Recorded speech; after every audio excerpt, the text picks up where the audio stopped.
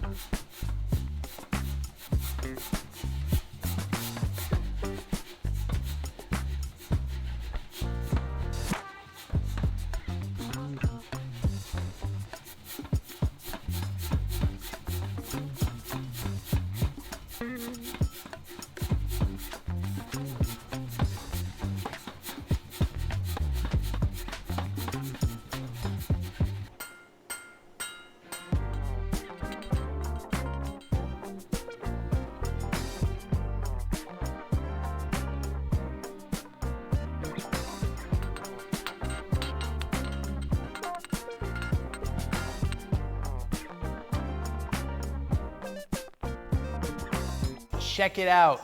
This is done with the power hammer and handwork, and we're probably like 7 feet long. That is so awesome. So what I'm gonna do now is I'm actually gonna try to build a roll to be able to thin this down smaller cold. I have no idea if it's gonna work, but we're gonna give it a shot. To go smaller at the anvil is getting a little bit tricky. Introduce the roll. I'm gonna try to modify this. This was last used to make the rings for the giant chainmail project. But I'm gonna try to maybe just grab the rolls and the gears, reconfigure it so that we can make this into a roll to roll the wire.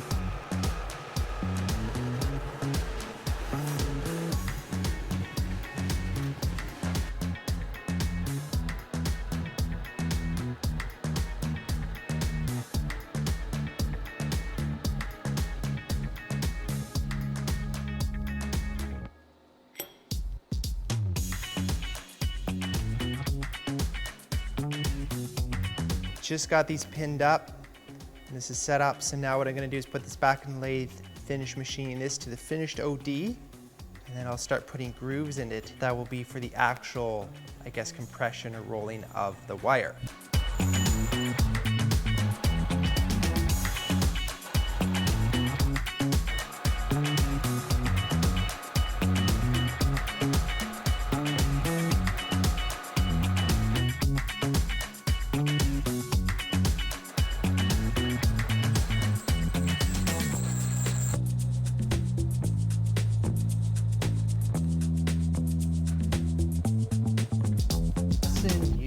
stars. Beauty man, beauty the wild star show. Roll. We're gonna get it raw. Here we point. I'm not making weird noises. These are gonna be the chunks for the frame for the rolls. So I'm just gonna start doing a little bit gnarly, aren't they? But hey, had them, so we're gonna work with what we got. Gonna just clean them up, do the layout, get going on this.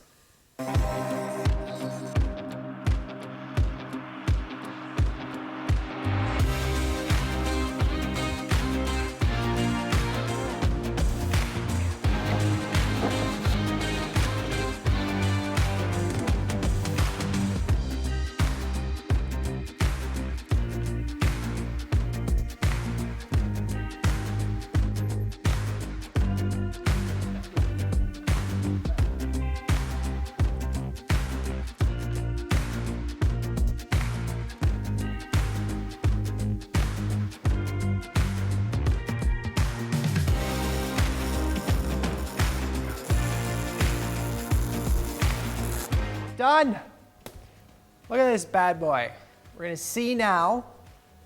Actually, I'll show you first, then we'll try it out. Okay, check it out, right? So 1-inch plate. This side is all bolted down, so I can pull this off and pull out the rollers if we gotta do work on them. This little gear thing here, this is the best lever on the face of the planet because we all know Tim loves vice grips for handles. So this is, hopefully that's not gonna, it looks more like, the gap looks bigger on camera than it does in real life. Interesting. Anyways, we're gonna see. The hope is that I can use these progressive size grooves to make the wire. Ladies and gentlemen, boys and girls, I would like to introduce to you our handle. Okay, it's not that big, but we're gonna try it. This was what was on it. So we're gonna just weld it on, I guess. All right, so called in the big guns here, Martin, to help me out with the feeding of this guy through. So we're gonna see, ooh, that's a bit of a thick chunk right there. All right, I'm gonna just feed it in from this side, and I guess if you stand on that side, Martin, I don't know, just go with it. Roll it, get the camera rolling. All right, so we're gonna try this out. Wait, we need some oil. Oh yeah, oh yeah. Let's see what it looks like here. Ooh.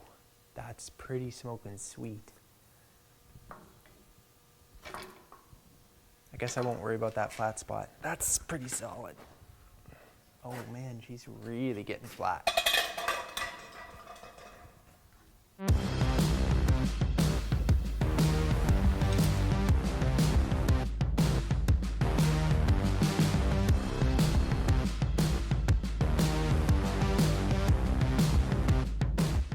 Over 20 feet, almost 21 feet. That's so crazy. How does that work? How does that work?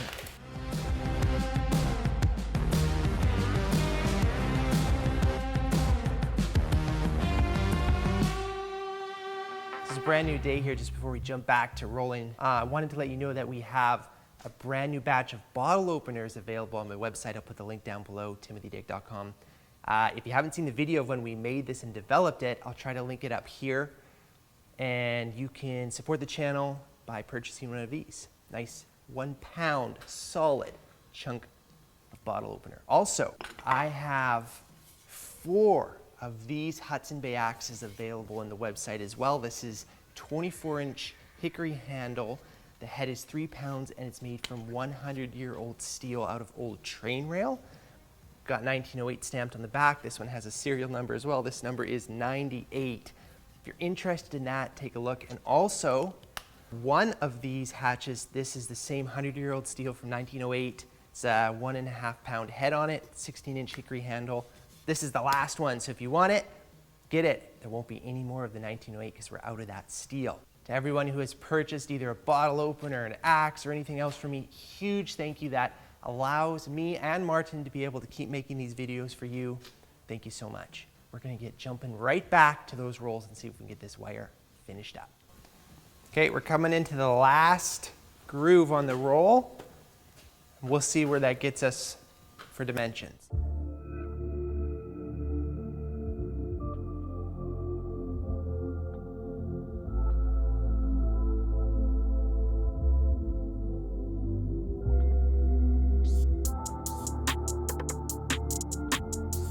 We're over 25 feet.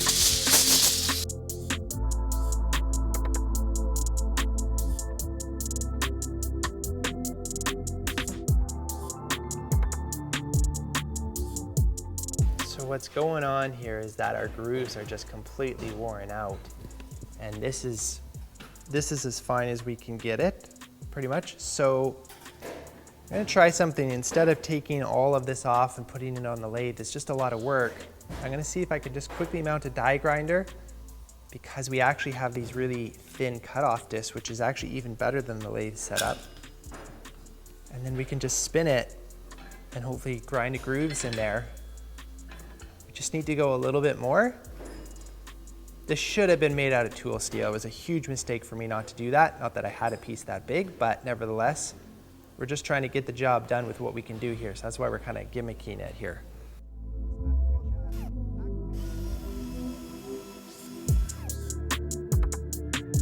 We're gonna try this out. This is the smallest one yet.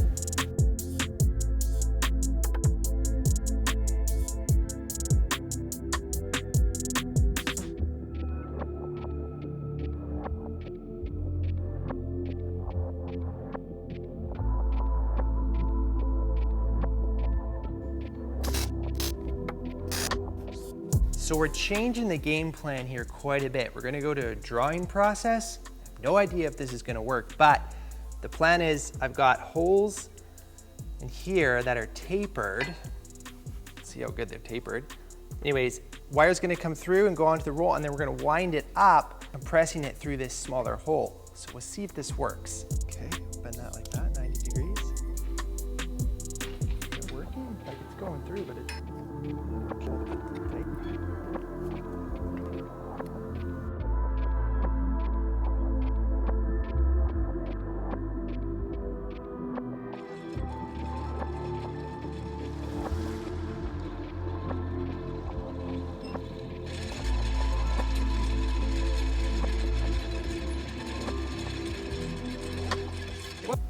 Okay, yeah, I freed up. It's just a tight spot. So it's working, guys, but we'll hit spots and it's really hard, and then we're not reducing anything at other spots. So it's really just cleaning it up at this point. Yeah, that's grabbing lots right there. Oh, she's tight. Like, yeah, okay. Just going for it. Ooh. Yeah, now it feels like there's nothing.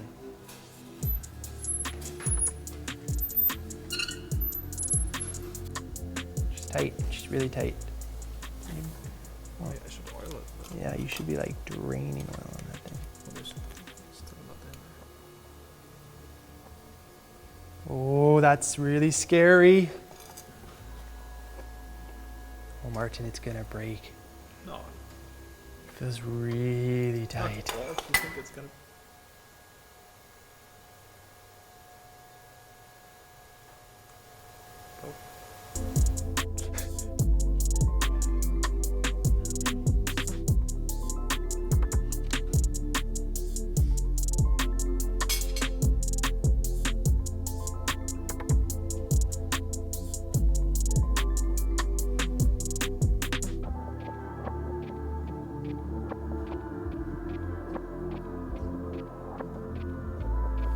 So yeah, I broke the welding wire. Good job, Tim. Feeling very down about that. What I'm gonna do is, after some thought, take this all back apart. I'm gonna go back to the rolls. I'm gonna do some monkeying around with them, try to get them run really tight. And we're gonna try to continue on with that method, because at least that's working. This is not really working that great. And I'm gonna TIG weld the welding rod back together.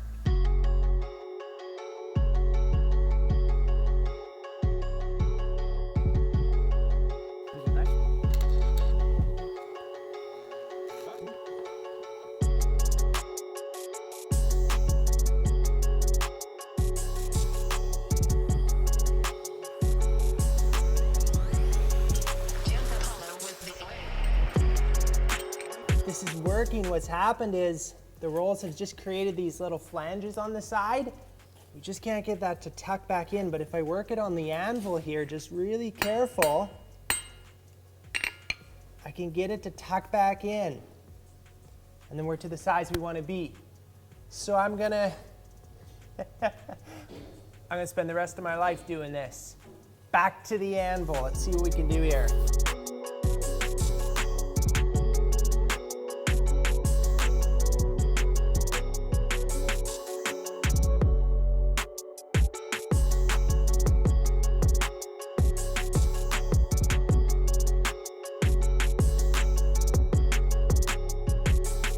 So I hand hammered for a while, and then that still wasn't getting the wire good enough. So then Martin sat for like 3 hours.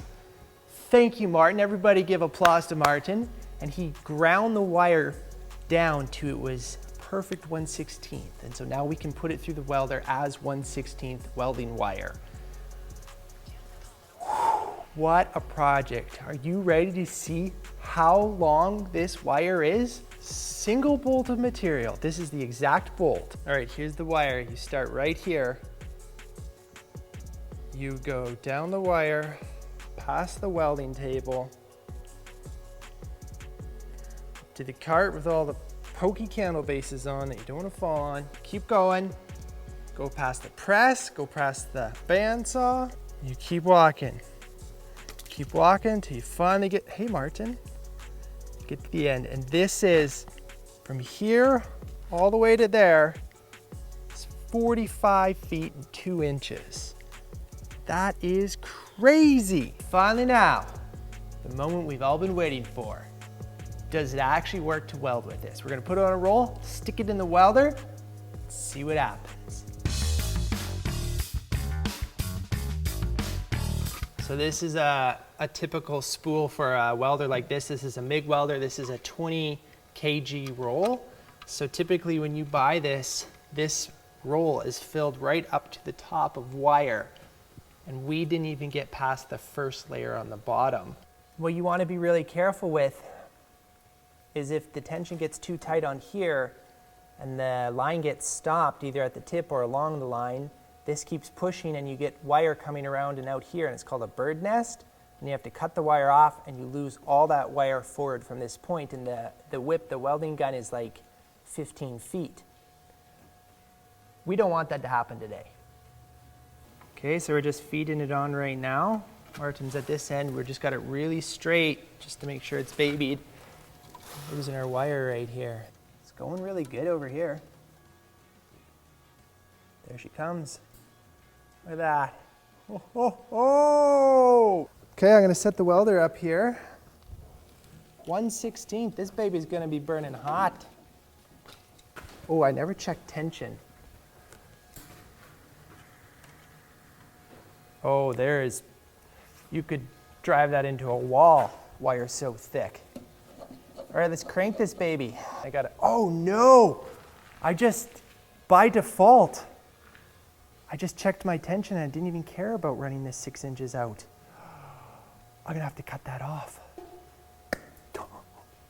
Let's not do that again. That did not sound right.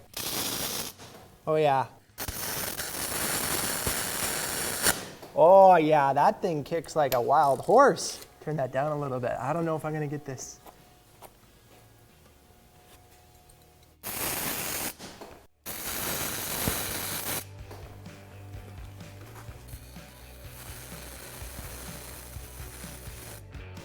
Right on that spray transfer zone here. Missing all the fluxes, you can tell that for sure. It's not a smooth weld. All right, gonna weld this section in here and let's see. Okay, here we go. This is gonna be the weld. Layer in.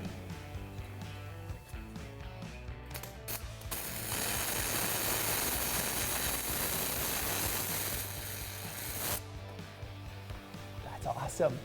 It's definitely not great. I came back on it. I'll try one more here.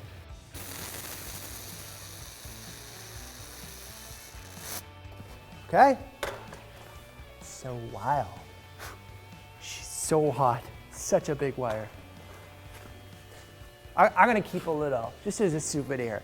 So this was the side, did a couple starts and stops, and you can tell that there's a lot of impurity in there. It's just missing those properties that welding wire has, like fluxes and stuff to make it smooth, a little bit fluider, the weld. But nevertheless, that was a bolt. We made that here, and we got that in there. Pretty smoking sweet. I can't believe that worked. I got a little bit left on the machine, on the roll. I'm gonna keep that as a souvenir for our hard work. But how about that? Can we make welding wire? Yes, we can. It's just not very good. Thanks for watching. Make sure to tune in next week when we take welding wire and turn it into a bolt. If you're interested in a bottle opener, we just made a couple more and they're up on the website. Also, we got one more. This is it, of the 1908 Blackhawk hatchet. I got a couple of the Hudson Bay styles. That's all on my website. If you're interested in that, take a look at that. Get your axes for the fall, because it's coming. We all know the cold is coming. And that's gonna be it for me. We'll see you in the next video.